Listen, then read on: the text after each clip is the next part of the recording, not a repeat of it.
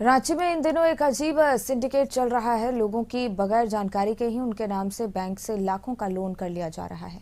Loan की EMI भी जमा नहीं की गई है। और आपको बता दें कि बैंक इससे पलड़ा झाड़ता हुआ नजर आ रहा है, तो पुलिस भी मात्र जांच का आश्वासन दे रही है। लोग अपने नाम से हैं और लोगों ने अपने नाम से लोन लिया हुआ है, पर आपको इसकी जानकारी नहीं है। जब आप बैंक में लोन के लिए अप्लाई करने गए तो पता चला कि आप बैंक के डिफॉल्टर हैं। और ऐसा ही एक मामला रांची गोंदा के राकेश सिंह के साथ हुआ है। उनके नाम पर लालपुर ब्रांच के बैंक ऑफ महाराष्ट्र में लोन हुआ है, जिसमें उनके नाम पर आधार कार्ड और पैन कार्ड भी जमा किए गए हैं।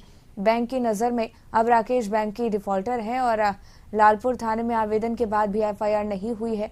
राकेश सिंह ने कहा कि ओरिजिनल डॉक्यूमेंट के साथ बायोमेट्रिक का भी वेरिफिकेशन और हाउस विजिट होता है, लेकिन ऐसा नहीं हुआ।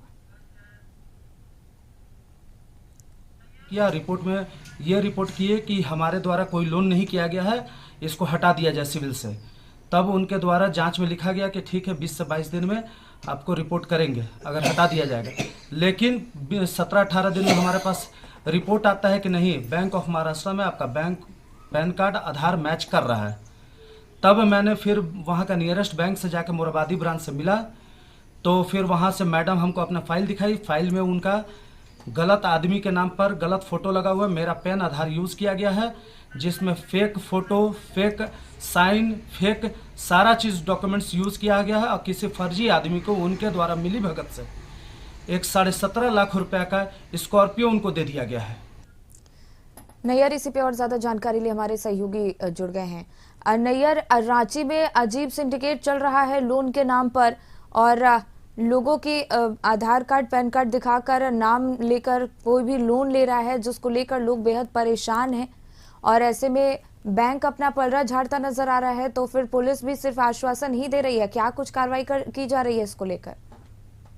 देखिए, मामला लालपुर थाना इलाके का है, जहां बहुत से ऐसे जो लोग हैं जो थाना में आ रहे हैं और एक शिकायत है कि बैंक के द्वारा वह लोन नहीं लिए, लेकिन जब बैंक में कोई काम अगर पड़ रहा है तो वह जब जा रहे हैं तो उन्हें डिफॉल्टर घोषित कर दिया जा रहा है। इसी तरह का मामला एक लालपुर में आया है, जो गाड़ी खरीदने गया था महाराष्ट्र बैंक से ईएमआई के लिए गाड़ी खरीदने गया था, लेकिन जब उसका सीवी चेक किया गया तो वहाँ वो डिफॉल्टर नजर आया। लेकिन उन्होंने, जो ग्राहक था, उन्होंने बोला आज तक मैंने इस बैंक से कभी लोन नहीं लिया है। लेकिन जब बैंक में जब जांच की गई तो उन्हीं के नाम पे पहले से ही 17 लाख का लोन पहले से ही फिक्स था और उसका ईएमआई नहीं भरा जा रहा था। इस मामले को हालांकि उन्होंने थाना में भी दिया है और एक दो और शख्स है जो इस तरह का मामला लेकर लालपुर थाना में पहुंचे हैं।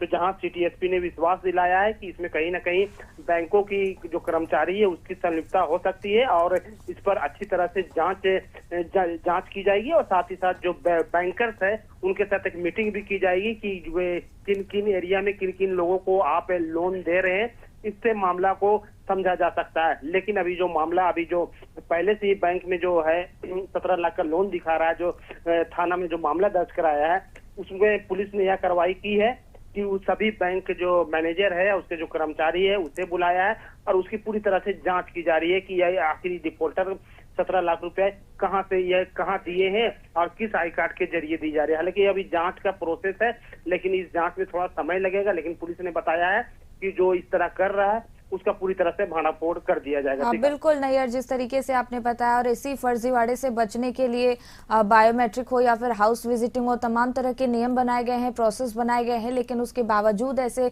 मामले सामने आना कहीं ना कहीं बैंक की जो कार्रवाई है उस पर भी सवाल खड़े होते हैं। जी बिल्कुल, बैंक की कार्रवाई पर सवाल खड़े हुए, इसीलिए पुलिस ने सबसे पहले बैंक के जो अधिकारी है, बैंक मैनेजर है, उसके जो कर्मचारी है, उससे पूछताछ शुरू कर दिया। पुलिस ने बताया है कि जब जांच कर ली जाएगी तब जो मामला जो है वो सामने आएगा कि आखिर ये डिफॉल्टर और ये लोन जो ले रहा है ये किस तरह से लोन लिया जा रहा है और ये इसके पीछे कौन शख्स है। हालांकि इसका भी पता नहीं चला है, लेकिन पुलिस ने आशा व्यक्त किया है कि बहुत जल्द ही इस कड़ी को भी सुलझा ली जाएगी। बिल्कुल नैयर, बहुत बहुत धन्यवाद आपका तमाम जानकारी हम तक पहुँचाने के लिए।